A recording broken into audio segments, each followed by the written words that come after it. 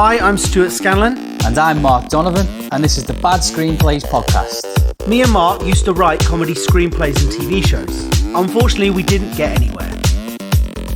So we decided to pick through and review other people's efforts to see where we went wrong and have a laugh along the way. Yep, in each episode, I'll send Mark a script. He sends one to me, and we read them out totally unseen. Send your screenplays to us at badscreenplayspodcast@gmail.com. How are you today, Stu? You're sounding a little hoarse. A little Sebastian. Yeah, I'm a little hoarse at the moment. I've had this. Luckily, it wasn't COVID. Just a Christmas cold. But no, I'm feeling great. Feeling good. I'm ready to go. Glad to hear it. I've spent 2 whole days without drinking, so I feel $1 million. It's great. Oh, 2 really? whole days. I haven't drunk almost every day for 10 days. So I'm feeling great. Jesus, good for you, man. How long did it take for your hand to stop shaking? Oh, it's still shaking. Is it? Oh, of course, yeah. That doesn't stop. I just feel better than I did 2 days ago. It's fine. Yeah. Oh, nice. Very good. You got to do it after Christmas, man. I'm considering a similar thing. I've just got a couple of nice bottles of wine to finish before I do that. Just a couple of bottles, lovely. Sitting in the kitchen looking at me. Not in one sitting. Not in one sitting. No. Over the next week. Yeah. It's hard to resist, isn't it? Though we're in the Christmas gooch, aren't we? Between Christmas and New Year's, the weird in between. I know you've totally overindulged, and you could really do with a break from it. Yeah. And on TV are the New You gym adverts are popping up on TV, but you got New Year's to get over yet. So yeah. I'm always excited to see the return of the world's strongest man. I always get excited when I see it, and then just get bored after like 2 events and just go, fuck it, this is shit. What is that? Is that like every January or something? It's on every Christmas, isn't it? World's Strongest Man. Oh, I don't know. I've never seen it. Have you? Well, I know of it, but I've not watched it. It's just always on the telly. I watched a lot of it years ago when there was a couple of like Brits who were quite good at it. But then there's one guy now who just absolutely dominates. He's the guy who plays the Mountain in Game of Thrones. His name's Hafthor. Oh yeah, nice. He's like is he a Norwegian guy, a Swedish guy or something? He's Scandi, I think. Yeah, I think so. I think he's from that part of the world. Beast. He just dominates, and then his I think like his dad and his brother, and maybe his other brother, they're all just, you could just draw a pencil line around them against the wall, and they'd all just fit the same frame. Really? It's like Viking blood. Yeah. He should just do it in that helmet with them yellow eyes. Yeah. Just not says a word. Just pushing cars down the street with the helmet on, like. Yeah. Throwing barrels over a wall. So he's just dominating. He just everything. Wipes the floor with absolutely everyone, and just has a big smile on his face and loves it. Seems like a nice guy. He does. Yeah. Seems like a lovely man. Anyway, Stu, you have sent me a script called "The Cancelled Stealing" by Jacob Greenberg. Yeah, this wasn't a deeply considered submission. This was a post-Christmas, oh shit, I better find a script choice. So I think it's got something to, well, no, I don't think it's got something to it. Maybe I do. It just made me laugh. It's not supposed to be a comedy, but it just struck me as quite funny. So you read through it and you thought, that'll do. Basically. Let's get straight into it then. Fade in, external, street, night. A street of private houses, no people, no movement, no sound. Jim, 19, dressed in dark clothes, walks along the street. He holds a bag in his hand. He approaches to one house with dark windows. Okay, I'm getting a vibe already from the way it's written. Jim looks back. He bypasses the house around, approaches the window, and then once again looks around all directions. He pulls out a screwdriver from his pocket, opens the window, cautiously using it, and gets inside quickly. Internal house, night. Jim pulls out a flashlight from his pocket. He stands motionlessly, listening rustles in the house, then switches on it and starts to move in the apartment cautiously. Yeah, Jim's up to no good. He's definitely up to no good. I'm getting more like robot vibes from the way it's written as well. Bot vibes. I don't know what you mean. You know exactly what I mean. He approaches the sideboard, opens it, pulls out some things and puts them in the bag. He hears steps and switches off the flashlight. Suddenly, at the room are switching on a bright light. Okay. Lisa, so this is a bot's interpretation of a burglary. It reads to me instantly like, do you remember when Cassandra's father and Wayne have that fight in Wayne's World? Jeff. When Jeff, well, if that is your case, Yeah. and they put the subtitles on. That's how it reads to me. Okay, I'm with you. Like now. like Chinese or Japanese, probably Japanese, like interpreted into English. Got you. I love all that. There's a. Have we mentioned this before? Like really funny T-shirt slogans, and it's like, you know, like a "Have a nice day" type T-shirt you might see in like a really basic, and some of them like in Japan or China are just trying to imitate them. Some of them just say like "suck dick," and like no one knows what it means. It's just like a loose translation. Let me just have a quick Google now. I know a friend who lives in Beijing, and when I was over there working, it's called Chinglish, so it's Chinese English. It's this weird translation, literal translation from Chinese into English that doesn't work. Right. Chinglish. I love it. It's never not funny, is it? No. There's another one. Not dumb here, area. Not dumb area here, please. My pussy tastes like Pepsi Cola. What the fuck? Make future so hard. Oh man. Well, like on a T-shirt. Yeah. Another one that says how depressing. Think less, stupid more. I don't know whether these are actual real ones, or some of them definitely are. Some of them definitely aren't. There's one guy, like an elderly guy with like a credit card shaped thing, and it just says vagina on the T-shirt. Oh God! Well, it must be the same for them when they see some people with those Chinese tattoos or like Japanese writing on the thing. They must look at it and go, "Oh my God!" Some of those Chinese character tattoos that were popular in the 90s. They were huge. When they just like restaurant orders. Yeah, fucking hell, man. And people are still walking around with them tattoos right now. Yeah, looking a bit faded now, stretched. Definitely stretched. Okay, so Lisa, a fine and sexy girl. You fine and sexy girl with a good body. That sounds like some like a good body. It's like how you might describe a horse or something, isn't it? Or like a composition. Car. Yeah. With a good body work. Stands near the switch in a transparent nightgown and slippers. Lisa, surprised and frightened, she looks at Jim with fear. Oh my God! Jim, who are you? Lisa, I live here. Jim approaches Lisa. Jim, threateningly, who else is in the house? Lisa, scared, nobody. Jim, where are your parents?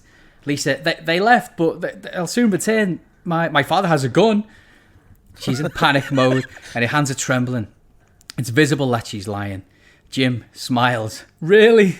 Is it horrible? He comes closer, ironically. Oh, you scare me. Lisa, don't kill me, please. I won't tell anything. I won't tell anything. All right, yeah. No. Jim, seriously, calm down. I'm not a murderer. I'm not going to cause you any harm. Jim looks at Lisa's body. Should say bodywork. I know. She notices his sight, hesitates, and covers her body with her hands. Jim, what's your name? Lisa, scared. Lisa? Jim. Oh, God, I know. Turned into Joey Tribbiani. Jim, you are an attractive girl. I'm Jim. That's like old James Bond, isn't it? Like Roger Moore. You're an attractive girl. God. I'm Jim. It's so cringy, those old Bonds. I can't I know. them, you know. we talked about it last time about like how stuff just dates, and as important as the old Bond movies are, those puns and all that, like the names they give people, it's just so bad. It's so, and they were great actors, like Roger and Sean. Yeah, were fantastic actors, but give me Daniel Craig strangling a guy in a stairwell any day, you know.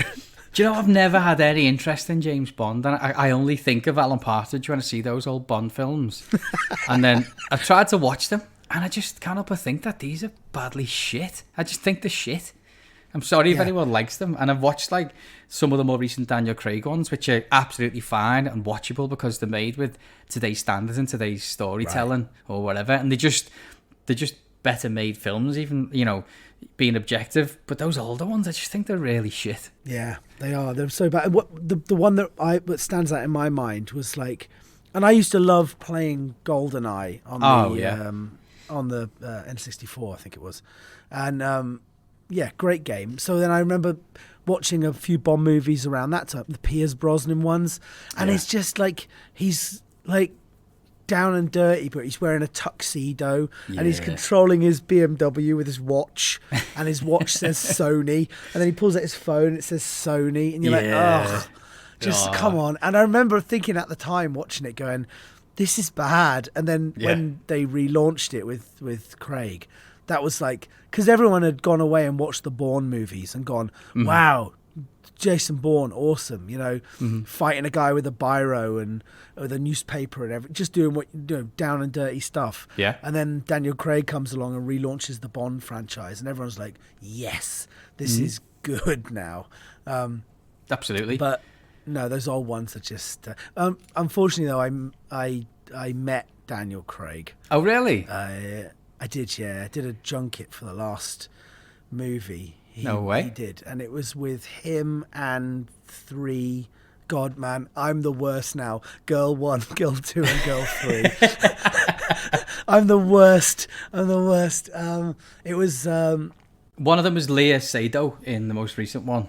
I think she's French. Léa Seydoux, yeah, that's right. She was there. Daniel Craig was there. The woman who plays Moneypenny, and there was a woman who played. Female actor who played Moneypenny. She was in Moonlight. She's fucking unbelievable. She is truly unbelievable. Naomi Harris. Naomi Harris. I had to just Google her name. I know I've watched her in films. She plays the younger version of the title character in Moonlight, and she's like a drug-addled mum, and she's fucking unbelievable. Like, really good. Nice. Yeah, it was her, Monica Bellucci. Oh yeah, she was in that. Léa Seydoux and Daniel Craig. Yeah, I did a junket with them. No way. Did you speak to them or? Yeah. Yeah, I mean, I mic'd them up and passed pleasantries with them and that kind of thing. Did you not start launching Alan Partridge quotes at Daniel Craig? I didn't. Daniel wasn't in a very good mood that day. Oh no! Really? You're going to spill the beans?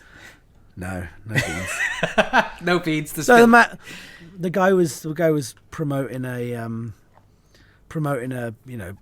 movie. It's a lot of work, and you know, like, actually, interestingly enough, we just I saw Tom Cruise do a. Did you see that? That leaked. Yeah. Oh my God. Talking of the pressures that actors, actresses and directors and producers are under on set, I think Tom demonstrated that pretty well recently. Took it a little bit far, in my opinion. It's like trying to say something quite constructive in the most horrendous way imaginable. You know. I know.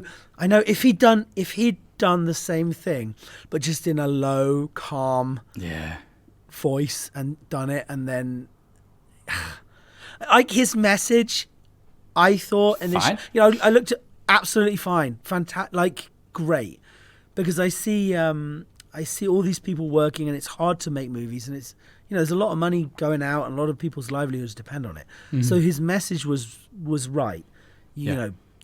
You got to obey the rules, but the way he did it, that shouting, I was like, oh my God. But then the whole, like, we employ you thing really wound me up. It's like seeing someone picking up, like, like litter on the floor, and that's their job, and then throwing more litter and going, "Do your job, I'm keeping you in fucking work." It's like, no, you're not. Stop being a prick. Yeah. Yeah. You're right. Could have taken the person to one side and said that rather than shouting and screaming. But you know what? A little bit of me wonders if he knew he was being recorded. I think he definitely did. I think it's the cynical side of me thinks it's definitely just like promotion. And maybe everyone behind the scenes knows he's a gobshite, and he doesn't particularly care. But then I think he's got this persona that he protects so heavily, hasn't it? Maybe it's a Scientology thing where they go, you let that side of you out and it makes you more dominant. Whoa. I don't know. Should we upset the Scientologist again? Yeah, fuck them. No. I don't care. I don't care. No, no, you're right. He definitely has tight control on his image. You know, with his own production company, does everything, all of his movies and the rest of it. And he's never had a problem with publicity before. No. And this definitely like moves the conversation towards him.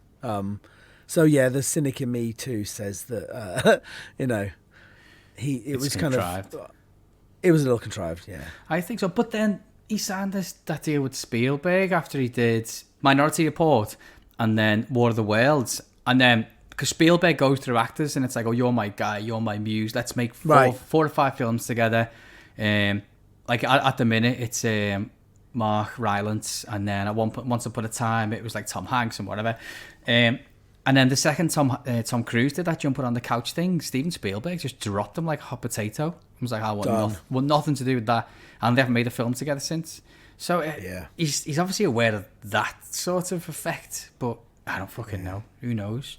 Cruise. Well, that was a bit of a tangent. Sorry, I was just talking about Daniel Craig. It kind of no problem. I appreciate you not wanting to spill any beans, Stu, because I imagine those junkets are like 10 hours of answering the same questions over and over and over. And it might be a little bit mean to say, oh, this guy was a little bit of a knobhead for like 5 minutes out of a 10-hour day, you know? Exactly. No, nothing to report. Okay, nothing to see here. Let's move on. Lisa scares, it says. It is pleasant to meet you. Back to another seminal screenplay. Yes, indeed. Jim, you're an attractive girl. I'm Jim. Lisa scares. It is pleasant to meet you, Jim. This is like a text-to-speech AI conversation now. Jim looks at Lisa thoughtfully, then approaches his bag resolutely. Let's make it so. Jim throws out all the stolen things on the floor. Jim, let's forget everything that happened. You see, I take nothing. Jim shows Lisa the empty bag. Jim smiles. You can consider everything you saw just a dream. Lisa, satisfied. Thank you. Jim, let's just sit. That's the end, yeah. Fade out. Jim, let's just simply sit and talk. You're a nice girl. Jim views Lisa, and she does not know what to do in a situation like this. Lisa, confusedly, maybe you want a drink, tea, coffee, beer? Oh, they're getting on famously now, aren't they? Yeah. Jim, smiling, thanks. I'd love a coffee. Did I scare you? Oh, I apologise. Jim comes close to Lisa. Seriously, I like you very much. Jim tries to embrace Lisa, but she slips out from his arms. She's not afraid of him anymore. Lisa, without nonsense, Jim. Sit down, relax. I need to change my clothes. Without nonsense. Jim smiling. In my opinion, you look better now. Lisa, you don't understand. I'm hesitating. Go to the kitchen and boil some water. I'll be back. There was a rogue question mark in there, hence the pronunciation. Oh, right. Lisa leaves. Jim goes to the kitchen, switches on an electric teapot, opens a shelf, finds and gets a bank of coffee, 2 cups, pours coffee, adds sugar and stirs sugar. He shakes his head and smiles to something, brings coffee into the drawing room, puts the cups on the table. Lisa comes back. She is brushed and dressed in open shirt, a mini skirt, and varnished shoes with heels. Jim, delighted, you look tremendous. Lisa, thanks. Have you boiled some water? Jim shows the cups with coffee on the table. Jim, coffee on the table. They drink coffee and smile at each other. Jim, this is a strange date. But I searched you, always dreaming of such meetings. Strange date. This is like a home invasion rapey vibe. It's And now they're having coffee. This is weird. Lisa, to tell the truth, I've never dreamt of a date with a thief. Excuse me. Jim, with conviction. I'll start a new life. From the beginning. Do you trust me? Lisa, it would be desirable to trust. Sorry, it would be desirable to trust. Jim, thanks. I would prove to you that I'm capable of doing right thing. Oh man, they've gone even more robot. I think they're definitely like it's like Blade Runner, where they're coming towards the end of their lifespan. He's just gonna start Just missing out words. start smashing his head through the sink. Lisa switches on quiet, slow music. Jim approaches and invites Lisa for a dance. They start to dance, slowly and smoothly, rocking in a step of music. She likes it. God. She likes it. He kisses her gently, then he kisses her once again. They start to kiss passionately. Oh God. Oh my God.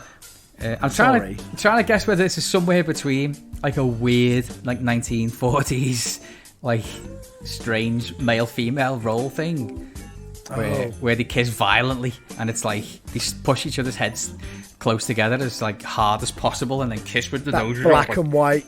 Yeah, I know. or like a Tommy Wiseau The Room vibe or something like that. And she's called Lisa. Amazing. And she's called Lisa. His hand touches her breast, and then he gets under her skirt. Lisa escapes from his embrace. Lisa shouts, "No! Stop immediately!" Jim, you want it too. Lisa, no, I don't want. It's impossible to have sex after only 5 minutes conversation. Jim departs. You are tearing me apart, Lisa. Jim departs aside, sits down at a sofa and smokes a cigarette. He's offended. He's definitely Tommy Wiseau now in my mind. I should have just done the Tommy Wiseau impression all the way through. Lisa, reconciliatory. Don't be offended. Understand, Jim. We need to know each other better. Give me a cigarette. Jim, Give me a cigarette. Jim gives me a dispense cigarette, please. Jim gives her a cigarette and lights with his lighter. Jim, forgive me. I don't want to offend. You really like you. Lisa smiles. Oh, mate. Are you so active with all the girls? Excuse me, I don't know what happened to me. I've lost my head. I don't want to scare you. Two policemen. I'm going to stop that now. Two policemen rush in the room with guns in their hands. Oh, wow. Stand still, guy. And no bullshit. Guy. Stand still, buddy. Stand still, buddy. I'm not your buddy, friend. Your friend, guy. They suffice Jim. Suffice him. Turn out his hands, back, put on handcuffs. Lisa switches off the music. Two policemen reproaches. You took forever. While I was waiting for you, he could rape me 5 times. Oh. Policeman, sorry, it took 10 minutes only. Jim, amazed. Did you call them? Lisa, of course. When I was changing me clothes, I called the police. Jim, amazed. Why? What for? Why did you do it? Did you feel bad with me? Lisa, rationally. My father always says that a thief should be in prison. Jim, with agitation. Lisa! You're a beautiful angel. For me, why you betray me? Why? Lisa, ironically. Did you really expect that I would date a thief? I'm not doing Tommy Wiseau anymore. Did you know Tommy Wiseau's got his own jeans out now? He's got his own jeans brand. No. Yeah, Tommy Wiseau jeans. Extra skinny. Loose fitting, weird jeans with mad chains loose. hanging from the side. Mom jeans. Remember them spliffy jeans everyone had in Spliffy school? jeans? Oh my God. Did you have them? I With didn't. that big hoop. I had a lot of bad fashion things. I'll got no problem admitting that I've done some horrendous crimes as a youngster, but I never had spliffy jeans. As much as it paid me at the time to not be cool, I was never given the shiny black bomber jacket, the spliffy jeans, the all that shit that the friends had and whatever. You're like, oh, that's the new. Never got it. Never, and thank God I never got it. Oh my God, I know. You know, I remember seeing people in school with it. Oh no, I got coaxed in by one or two of those things. I'm ashamed to say, but yeah, you know, Jim. But I didn't do anything bad to you. Nothing's taken from your house. Why didn't you allow me to leave? Why such cruelty? What for? Is it because I kissed you? Lisa, I don't know. So I have learned. Jim, I understand. Policeman, stop talking, guy. Let's go. Stop talking, guy. Let's go. Lisa, to the policeman, it's his bag. Policeman nods and takes the bag. Policeman, okay, have a good night. The policeman pulled Jim. Lisa approaches the window, looks at Jim, who slowly goes before the policeman, having lowered his head. Lisa, the fool. The romantic fool. Lisa makes contempt facial expressions, shrugs shoulders with disbelief, then takes the cups of coffee, carries them to the kitchen and pours out the coffee in the sink. She yawns, is stretching herself, switches off the lights and goes to sleep. Fade out. There we go. That's it. She just goes to bed. Go to bed. It was a home invasion. She was nearly raped. The police have come to her house and she just cleans up the kitchen and goes to bed, yawning. Yeah, just have a little stretch and then just good night. Yeah. Bye. Good night. Oh. Yeah, sorry about that. Oh, it was fun. No, don't be silly, Stu. That was fun. That was really fun. I enjoyed a nice visit from Tommy Wiseau. I haven't thought about him for a while as well. I know. Always worth a think. Oh, yeah. He's got a new film out as well called Big Shark. And have you seen the trailer for it? I have. Yes. And it looks like he's only made the trailer. I don't know if he's going to actually make the film. But there's a scene where they're just walking down the streets, obviously with really bad acting and bad dialogue. And then water comes up to the feet. Someone throws a bucket of water behind them. Yeah, basically. And then it goes up to like their waists. And then a shark that's about 15 feet high by about 40 feet wide is able to swim in like 4 feet of water. Waist high water. With just its lower jaw in the water, yeah. And then they walk off at like normal walking speed, even though they're like submerged in water. It's brilliant. Wouldn't life be so boring if everything was just polished and you know, Hollywood? Absolutely. You mean, wouldn't cinema be so boring if it was just superhero films and algorithms deciding what people want to watch? God. Imagine a world like that, Stu. Fucking hell. Just imagine. Fuck's sake.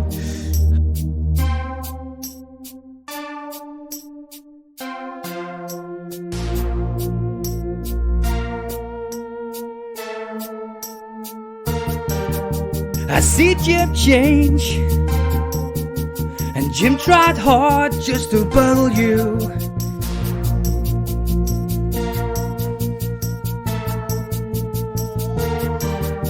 I see Jim change, and Lisa's tired, so she tricks the fool. Speaking of scripts that are not made by algorithms and decided by massive groups of people, I've sent you a script called The Ass Spider. I see that. Oh, it's by Anonymous. Nobody wants to put their name to this thing. No, of course they don't. The Ass Spider.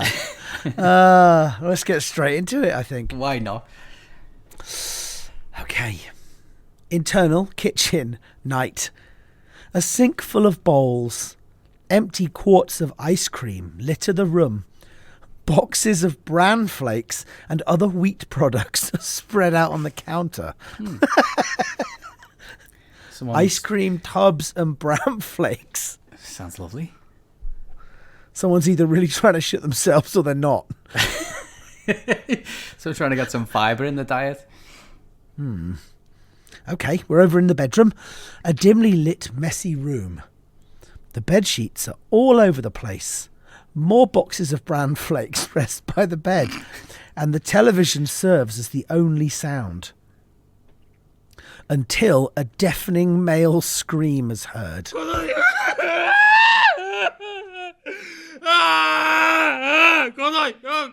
Okay, we're moving into the bathroom. Zag.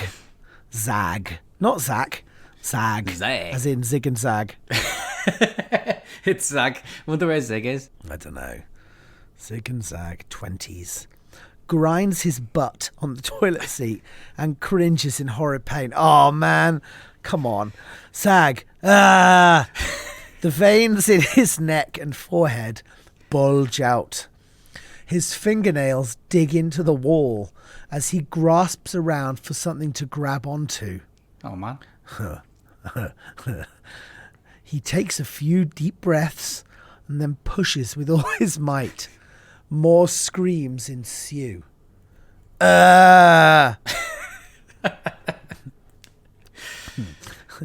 He takes a few more breaths. It's like a birth is taking place. Well, I think we've all been there. Yeah. Every man can relate to that. Every man. Gobs of sweat drip down his face and form a puddle on the floor. Jesus, man, this is serious. It is quite serious. Oh, man. Zag, come on, please. Oh, please. He grabs a square of just a square. He grabs a square of toilet paper and gently pads it under his butt. Oh, man. He's having a terrible time, isn't he? Fucking hell. Not as bad as me. After a swipe, he pulls it back out and goes pale at the sight of the now blood-drenched sheet. Fuck's sake. Ugh. Blood from that anywhere down there, man. That's man. Nah, I can't. No, it's not fun. Not fun. Okay. Holy hell. He drops the toilet paper in the bowl and then gets a look of determination. For fuck's sake. Have you heard of a squatty potty? No. You haven't? No. All right. Well, you have now. You're welcome. Is that my homework? That's your homework. Squatty potty. Oh, man. It's life-changing. It's life-changing. I'm just saying that. Zag could have done with one. A squatty potty? Come on, what is it? Squatty potty. With a unicorn. You got to Google it. Have a look. With a unicorn? What? You're just saying random words now. If you know, you know. Squatty potty. The number one way to number two. The number one way to number two. Okay. It just looks like there's no something a little you put step. You put your feet on, yeah. Yeah, that's it. It's game. It's as simple as that. What? And it just puts your sphincter in the correct position. Dude, every human being is designed to go in the bushes, right? Okay. So your knees are supposed to be up. Oh shit! And when your knees are up, all the pipe work inside like perfectly aligns, so there's no pushing needed. Oh my god, this is crazy. Yeah, this is life hack. You see, this is the shit they don't tell you. This should be in the manual. People are doing this in other countries around the world, but that don't have toilet seats and U-bends, though, aren't they? Presumably, just having like absolutely fantastic bowel movements. You know those hole in the ground toilets in Europe and Asia, those long drops. Yeah, I was using them in Vietnam. It was fairly regular, I have to say. I think if you look up like the cases of piles or whatever in Asia versus Europe, like there's hardly any over there. Wow. Because they're just like ploop. I just big tile. No wonder they call Thailand the land of smiles. Everyone's 10 out of 10. Ploop. And it was textbook. It's textbook. Yeah. Oh man, that's amazing. There you go. There's your homework. It's just changed my life. Yeah, you're welcome. He drops the toilet paper in the bowl and then gets a look of determination. I've come this far. Come on. With another incredible heave of strength, Zag pushes as hard as he can. He then pushes harder. His legs dance around wildly. His eyes go back in his head. What do I think of Randy Marsh trying to take a shit? Yeah, like... Didn't he do that when he... Was it him who did it? Yeah, and then the shit turned out to be Bono. Oh, that was... No, in the end, it was measured in Courics. Katie Couric. Like, it's like 1,700 Courics or something. Yeah. How big a piece of shit it is. Yeah. He's got it in the basement and he's got lights and he's like spraying water on it to try and keep it moist. Sharon! Yeah. Oh, man. Come on, you bitch. Sploosh. Something lands in the bowl and suddenly Zag eases up and slouches down on the toilet. He quietly sobs. Fuck's sake, could just shit out his liver. Oh my God. Oh yeah, thank you. He chuckles a bit to himself. A smile of satisfaction crosses his face, but vanishes the second he peeks down into the bowl. Uh-oh. He leaps up off the bowl and looks down at his deposit. Floating on the water's surface is an ocean of blood and other mucus. Oh my God. And is a fat insect. Record scratch. Oh, hold on. It's some sort of spider beetle that's about the size of a hamburger. Fucking hell. Obviously. That'll be the ass spider. Aforementioned. Yeah. Not just a clever name. Nope. Zag stares into the bowl, completely dismayed. Internal, doctor's office, night. Good for Zag for going straight to the doctor's office. Yep. Zag and Dr. Cucamonga, 40s, look at an opened up book on a table. It's open to a picture of the insect. Dr. Cucamonga comes off as an anxious ass. You're the third person I've spoken to this evening about this, says Dr. Cucamonga. The number of cases of the reported toilet bug has been increasing daily. At first it was just once a day, then twice a day, and now 3 people a day are coming to me, scared out of their minds about this thing that shoot out of their asses. Doctor, what's this thing that's making my asshole bleed? What? What? So it's like the beginning of War of the Worlds, isn't it? Where these things are popping up and no one knows what they are, and everyone's a little bit scared. No one knows what they are. I like to think of it as like The Faculty. You ever see that movie? Yeah. Remember that? That was so 90s, wasn't it? Proper night. Imagine watching that back now with like I know. soundtrack and oh man, yeah. This is just like that. Just like that. It reminds me of Arachnophobia as well, where there's like cases, all these yeah. spiders, and again, it's like the beginning of it where no one knows what it is and what's going to happen and all that. They just start popping up, yeah. Yeah. You seem a little bit on edge, Doc. I'm the one with bugs coming out of my ass here. Yeah, for real.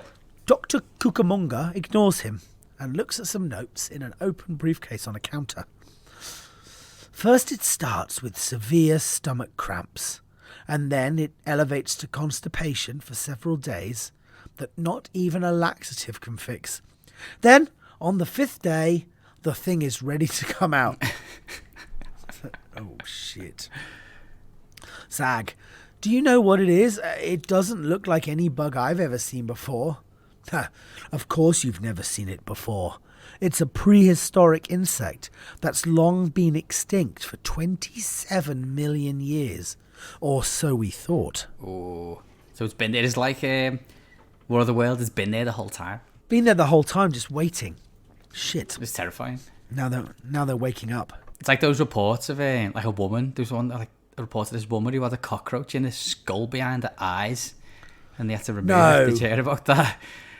No. You read about these things and it just makes you feel really, really sad.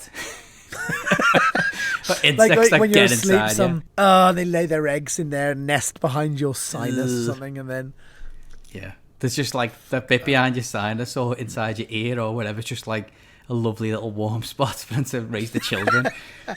and then they all scuttle out. Oh no. Ugh. Oh, God. Dr. Cucamonga paces around the room. By the way, where is it now? Oh, it's still in the toilet, says Zag. Still in the toilet? You didn't scoop it out? No, there was blood and mucus and shit. That's disgusting. Wait, hold on. And you didn't flush either? Well, it would have clogged. Just hold on. So it's just sitting there? Zag gets a little upset. Well, what do you want me to do? Dr. Cucamonga waves it off and continues on. I've sent a couple specimens to a laboratory for analysis. My friend, Larry, he works in one of the labs downtown, and he told me everything. It seems as if... Dr. Cucamonga stops in his tracks. What? What is it? Says Zag. It seems as if this insect has been in our bodies since the birth of the human race. What? And they never noticed it. It's just hamburgers been sitting off. This big hamburger-sized spider's been in there. For fuck's sake. Maybe And what, no MRI scan or post-mortem has ever picked it up? No, surely not. Maybe we've all just been too busy eating hamburgers that they just go, oh, that's a hamburger. Yeah, maybe. Maybe. It's the only logical explanation. Zag stands there wide-eyed. How is that even possible? Well, it's a parasite, Zag. An insect, maggot, parasitic beast thing that burrows deep inside of you and feeds off of your insides. And we've never had any idea that it was even there. Dr. Cucamonga points to a page in the book. Right here. Curo extermino arane, or acidic blood spider. Or even ass spider, as some people have said. Ass spider. That's the best one. That's the Latin version. That's the Latin name. So it's a spider? No, a spider. Ass spider. They start off as tiny organisms, and they can grow to be as big as a loaf of bread. Imagine taking a crap of that magnitude. Oh my God. Zag uncomfortably fidgets. Be pretty messy, I'd imagine. Yeah. You're telling me. It can survive in extreme temperatures, both hot and cold, and our stomach acids are like its oxygen. It thrives off of it. That's why, when it's finally deposited, at least in all of the cases I've seen, it's dead. How could we not have known? Asks Zag. Wouldn't X-rays have picked it up? Damn right, Zag. My question exactly. Yeah. Dr. Cucamonga. Oh, you can't see it unless you're looking for it. These things grind up against your stomach and intestinal tissue. There's plenty of places for it to hide, and it's been as much a part of the human body as the heart, brain, and liver. At least, that's what the labs are telling me. I think he needs to question us Bully Larry in the labs. Like, they're shit. He does, yeah. Well, scientifically, you wouldn't see it unless you were looking for it. Okay, thanks, Larry. Thanks, Larry. Bye. Larry's there just, like, taking the piss. Made up for himself. Dr. Cucamonga shuts the book. You know, when your stomach growls and you feel vibrations going throughout your body, that's it.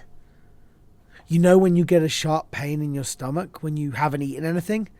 That's it, biting and eating your tissue. Oh, that's a horrible thought, you know actually, isn't it? Oh. This is like the Matrix trying to explain away deja vu. Yeah. You're going, yeah, I've had that. It must be. Yeah, see, the Matrix is real. Yeah, I've had deja vu. You know how sometimes you see funky colours in your stool? That's it. The results of its little pincers poking and prodding at your insides. Yeah. Dr. Cucamonga steps over to Zag and leans right up into his face. You know those little skid marks you get in your underwear? That's it just saying hello. All right, Doc. Zach backs up. Hey, there must be some reason why these things are coming out just now. Some radical change in diet is my guess. Look, I honestly don't know yet. Is it known yet how we can get rid of it? Well, you shit it out, if you're lucky. Dr. Cucamonga uncomfortably paces around. Hey, Doctor, there's something else, isn't there? With his back turned to Zag, Dr. Cucamonga's stomach loudly growls. Oh, no. Hello. He's got a loaf of bread bacon. He's got belly full of arms and legs. Oh, God. He slowly turns around to face Zag with terror written all over him. I've got a pen in one hand. I've been constipated for the past 2 days. Oh, no. It's happening to me. And, honest to God, I've never been so scared before in my life. You don't need to be reading this right now, do you? Zag is silent for a second. It's painful, but you'll get through it. Listen, Zag, I've seen 21 people in the past week who shat out the acidic blood spider-ass spider. Spider-ass spider. 15 women and 6 men, including yourself. The one thing they all had in common? They had all engaged in anal sex within 7 days of depositing the bug. Whoa there. Maybe that's how it gets in there. Oh no, it's in there since the beginning of time. It's been there for 4 billion years. And apparently... So this means the doc's been up to it at it as well? Possibly, yeah. Zag uncomfortably fidgets. You are who you are. Of course you are, Zag. But I've also received another 14 reports of people who had the bug. Straight men and single women. And they all died. Zag gets it, but can't really believe it. Oh, Lord, says Zag. So what's he saying then, Doctor? What's he actually trying to say? If you've had The first time he said 21 people in the past week who have shat out the acidic blood spider. 15 women and 6 men. So all the people who've shit it out have died? Is that what you're saying? Oh, no. All of the people who have shit it out have had ass sex. Right. The people who haven't have died. Okay. So if you've had some bum love, then you're okay? Everyone can get it, but as long as you... Yeah, exactly. Okay. You use your outie as an innie, then you're probably going to be all right. Okay. Zag's okay because he's like, yeah, you are who you are. Yeah. Because he's been up to it, right? Yeah. So Dr. Cucamonga is saying he's had another 14 reports of people who've had the bug, straight men, and they all died. Zag gets it. No way. Oh, Lord. Well, there's not enough evidence or research done to fully explain the phenomenon, but obviously the intercourse must have cleared the way, so to speak, for the bug. It's just like a runway with lights, and it's just ready to take off and just make its way. Sounds like the worst way some evil doctor is trying to convince a patient to do something they wouldn't normally do. So if you'll just lie on the bed with your knees up to your chin and on Unless your you don't, we're going to die. I'm going to save your life. Oh, that's horrible. Save your life. Yeah, Dr. Cucamonga looks down to the ground in solemn. I'm on day 2, Zag. 3 to go. What am I going to do? Dr. Cucamonga leans against the counter with his back to Zag. Well, you said that you can find it if you're looking for it. What about surgery? Cutting open the stomach and or intestines to find an insect that's been hidden from us since the beginning of history? Dr. Cucamonga turns around. He's holding a pistol. Oh, God. Hey, Doctor! I can conceivably stick this thing in one of 2 places. However, neither one sounds particularly appealing to me right now. Wait, what? Zag opens his mouth to say something, but he cuts himself short. Dr. Cucamonga is completely crushed. Zag, I'm fucked. I'm seriously fucked. Sounds like he's about to be. Well, might save his life. I'm sure your scientist friend... It's best you leave now, Zag. You should be fine. Okay. Unless it laid eggs. Just as he's walking out the door, what? Wait, what?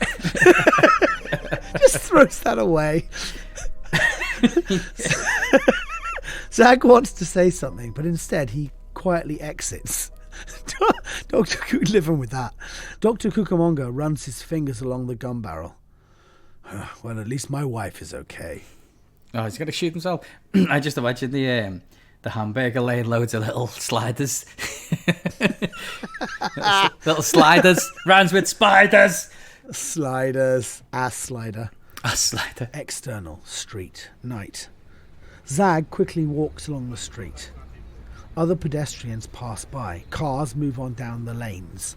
It's a quiet night. External. Starbucks. Night. Well, that's internal, isn't it? Mm-hmm. Unless it's a drive-through. And he's just standing in a drive-through. As he passes by... Oh, no, he's passing by. I'm sorry. As he passes by, a sign in the window catches his attention. It reads, "New formula coffee at half the price." What? What's that? A couple walk out of the shop. The woman rubs her stomach. Ugh. My stomach kind of hurts. Zag's mouth drops open. Final fade, the end. Wow, so the Starbucks is activating the ass spider, do you think? I don't know. New formula coffee at half. I feel like the previous scene to the one we just read probably explained it. But this is not the whole script. There's too many teasers and too much mystery going on there with not a lot of letting you know what the fucking hell's happening. No, it doesn't. You got to read a lot into it, and it's I don't know. I mean, it's an interesting idea. It's been done before, like we said. Yeah. War of the Worlds, The Faculty, Alien, that kind of stuff. Beasts living in you and whatnot, but it's I thought it was fun, like you say, a bit like Alien. It's like someone's watched all these films and gone, what if it came out your bumhole though? Yeah. I do like how they explain it terribly, but I like how you don't just get it. It's like always in there. They could have made out that it was the appendix. The appendix. They didn't used to think they knew what it did. Like now they know pretty well what it does. But they thought it was sort of an old primitive organ. Yeah. They could have made out that was it or something. I don't know. Yeah, I feel like you could have combed through it a bit more and maybe tied up a few little sort of plot holes here and there. But then it's a ludicrous script. I don't feel like the writer was preoccupied with that, to be fair. He's just had an idea and just ran with it. Right. An alien spider that comes birthed out of your asshole. And the only way to survive it is to get fucked in the ass beforehand. Just ease the transition. I would like to have seen the spider run around and doing things, though. I think that could have been fun. Like, like terrorising people with a hamburger or loaf-sized ass spiders. Yeah. I mean, I wonder what happens if you get bitten by a radioactive ass spider. You turn into ass spider man. Get shitty breath. He just shoots like curly hairs out of his wrists, like black curly hairs as opposed to webs. Terrible. I wonder who ass spider fights, like dead poo. Dead poo. Cyclops. Cyclops. Fucking puns. Oh man. Nice, very good. That's the end of that one. Let's leave that there, shall we? Good choice. Good choice. I like that. Oh, it was silly, wasn't it? It was fun though. I enjoyed it. It made me laugh.